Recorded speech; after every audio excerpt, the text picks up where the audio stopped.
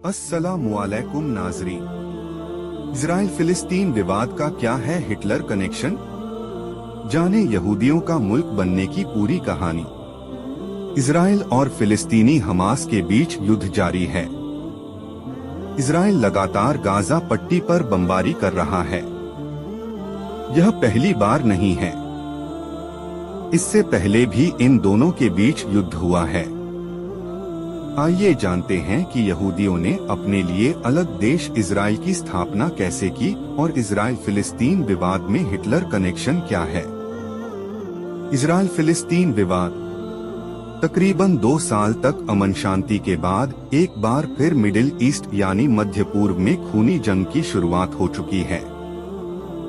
7 अक्टूबर 2023 यानी शनिवार को गाजा पट्टी की तरफ से हमास ने अचानक इजराइल पर हमला कर दिया। ये हमला कितना बड़ा और खतरनाक था कि हमास ने सिर्फ 20 मिनट में 5000 मिसाइलों को इजराइल पर दाग दिया। फिर इजराइल ने भी जवाबी कार्रवाई की और इजरायली सेना ने गाजा पट्टी में मौजूद हमास के ठिकानों को निशाना बनाया। इससे पहले 2021 में भी हमास और इजराइल के बीच 11 दिन तक जंग चली थी। मौजूदा हमलों की वजह से इजराइल और गाजा पट्टी में 2000 से ज्यादा लोगों की मौत हो चुकी है, जबकि दोनों तरफ कई हजार लोग घायल हुए हैं। यहाँ हम आपको बता रहे हैं कि इजराइल और फिलिस्तीन के बीच इस जंग का जर्मनी के तानाशाह एडोल्फ हिटलर से क्या कनेक्शन है। इजराइल फलस्तीन विवाद की शुरुआत कैसे हुई और इसमें हिटलर की क्या भूमिका रही। कैसे फिलिस्तीन पहुंचे यहूदी? दरअसल इजराइल और फिलिस्तीन के बीच विवाद सदियों पुराना है। ये विवाद तब से चला आ रहा है जब इजराइल नाम का कोई देश ही नहीं था। 20वीं सदी की शुरुआत में यूरोप में यहूदियों की काफी बड़ी तादाद थी, लेकिन तकरीबन तमाम देशों में उनके साथ भेदभाव किया जा रहा था, जिसकी वजह से उन्होंने यूरोप से निकलकर फिलिस्तीन पहुंचना शुरू किया। फिलिस्तीन उस वक्त उस्मानिया सल्तनत यानी ओटोमन एम्पायर के तहत आता था, जहां अरब लोग रहा करते थे। इसके अलावा फिलिस्तीन धार्मिक लिहाज से भी बेहद अहम जगह थी, क्योंकि यहाँ का शहर यरूशलेम मुस्लिम, यहूदी और ईसाई तीनों धर्मों के लिए बेहद मुकद्दस यानी पवित्र था। यहूदियों ने की अलग देश की मांग। यूरोप से आकर जो यहूदी यहाँ बसने लगे थे, वो अपने लिए एक नया मुल्क चाहते थे। वो धार्मिक किताबों का हवाला देकर दावा करते थे कि फलस्तीन यहूदियों की जमीन है। इस इलाके में यहूदियों की आबादी बढ़ती गई और फिर अरब लोगों के साथ उनका विवाद और संघर्ष शुरू हो गया। पहले विश्व युद्ध में ओटोमन साम्राज्य की हार हुई तो फिलिस्तीन का इलाका ब्रिटेन के कब्जे में चला गया। विश्व युद्ध में जीत के बाद फ्रांस और ब्रिटेन ने मिडिल ईस्ट का बंटवारा कर लिया, तो इससे यहूदी और अरब लोगों के बीच तनाव पैदा हुआ। विवाद में क्या है हिटलर की भूमिका? अब आपको बताते हैं कि इजराइल फिलिस्तीन विवाद में आखिर हिटलर की क्या भूमिका है। दरअसल पहले विश्व युद्ध के बाद यहूदी बड़ी तादाद में यूरोप छोड़कर अमेरिका, ब्रिटेन, दक्षिण अमेरिका, फ्रांस और फिलिस्तीन की तरफ जाकर बसने लगे थे। लेकिन जब साल 1933 में एडोल्फ हिटलर जर्मनी का तानाशाह बना, तो यहूदियों के पलायन में सबसे बड़ा इजाफा हुआ। हिटलर के शासन में जर्मनी में यहूदियों पर इतना ज्यादा जुल्म हुआ कि उन्हें मजबूरन मुल्क छोड़कर भागना पड़ा। ज्यादातर यहूदियों ने फिलिस्तीन आने का फैसला किया, क्योंकि वो इस जमीन को अपनी धार्मिक मातृभूमि मानते थे। यहूदियों को इंसान नहीं मानता था हिटलर। एक वक्त पोलैंड और जर्मनी से लेकर फ्रांस तक में यहूदियों की काफी बड़ी आबादी रहा करती थी। जर्मनी से यहूदियों के पलायन की वजह हिटलर ही था। दरअसल हिटलर ने यहाँ एक नस्लवादी साम्राज्य बनाया। उसके लिए यहूदी इंसानी नस्ल का हिस्सा ही नहीं थे। हिटलर के दौर में 60 लाख यहूदियों का कत्लेआम किया गया, जिनमें से 15 लाख तो सिर्फ बच्चे ही थे।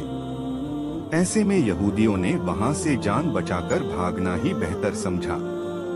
1922 से 1926 के बीच तकरीबन 75,000 यहूदी फिलिस्तीन पहुंचे थे, जबकि जर्मनी में अत्याचार बढ़ने के बाद 1935 में यहां पहुंचने वाले यहूदियों की संख्या 60,000 थी।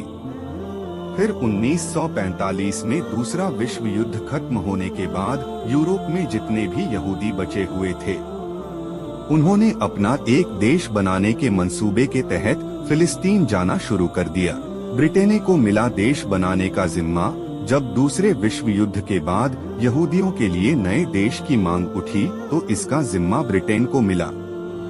फिर 1947 में यूनाइटेड नेशंस यानी संयुक्त राष्ट्र ने फिलिस्तीन को यहूदियों और अरबों के लिए अलग अलग देश बनाने के लिए वोटिंग कराई। उस वक्त यूएन ने ये भी साफ कहा था कि 3 धर्मों में खास माना जाने वाला यरूशलेम एक अंतर्राष्ट्रीय शहर रहेगा। यूएन के इस फैसले से यहूदी तो खुश थे, मगर अरब के लोगों में इस फैसले को लेकर काफी रोष था, इसलिए ये प्रस्ताव कभी लागू नहीं हो सका।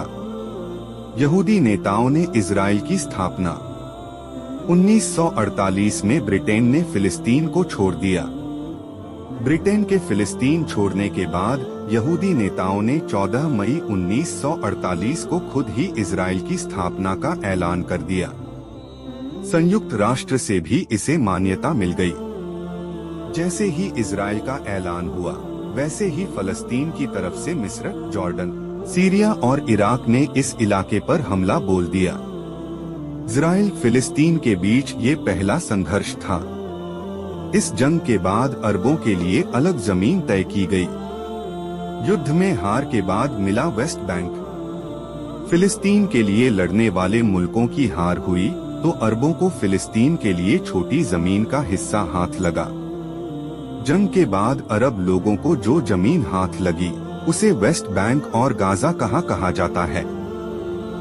इन दोनों जगहों के बीच में इजराइल है। इस तरह से वहां रहने वाले अरब फिलिस्तीनियों के लिए संकट खड़ा हो गया। यहूदी फौजों ने यहां अपना कब्जा जमाना शुरू कर दिया और 7.5 लाख फिलिस्तीनियों को भागकर दूसरे देशों में शरण लेनी पड़ी। इस बीच यहूदियों और फिलिस्तीनियों में सबसे बड़ा विवाद यरूशलेम को लेकर उभर कर सामने आया। दोनों यरूशलेम पर अपना अधिकार मानते हैं और दोनों ही इसे अपनी अपनी राजधानी बताते हैं। फिर यरूशलेम शहर को पूर्व और पश्चिम में बांट दिया गया। पश्चिमी यरूशलेम पर इजराइल का कब्जा था, जबकि पूर्व में जॉर्डन की फौज तैनात थी। ये सब बगैर किसी शांति समझौते के हो रहा था। फिर हुआ इजराइल फिलिस्तीन युद्ध। 1967 में एक बार फिर फिलिस्तीन और इजराइल के बीच युद्ध हुआ, लेकिन इस बार इजराइल ने और भी ज्यादा आक्रामक हमला किया और फिलिस्तीन के एक बड़े हिस्से पर कब्जा कर लिया। उसने वेस्ट बैंक और गाजा दोनों पर कब्जा जमाया। गाजा स्ट्रिप को तो उसने बाद में छोड़ दिया, मगर वेस्ट बैंक को अपने कंट्रोल में ही रखा। ऊपर से पूर्वी यरूशलेम भी इजराइल के कंट्रोल में आ गया। फिलिस्तीनी लोग अब वेस्ट बैंक और गाजा स्ट्रिप में रहते हैं। दोनों इलाकों की दूरी लगभग 45 किलोमीटर है। गाजा पट्टी एक 41 किलोमीटर लंबा इलाका है, जिसकी चौड़ाई सिर्फ 6 से 13 किलोमीटर है। गाजा की 51 किलोमीटर लंबी सीमा इजराइल के साथ लगती है। फिलहाल गाजा पट्टी हमास के कब्जे में है। और ऐसी ही वीडियो देखने के लिए हमारे YouTube चैनल को सब्सक्राइब करें।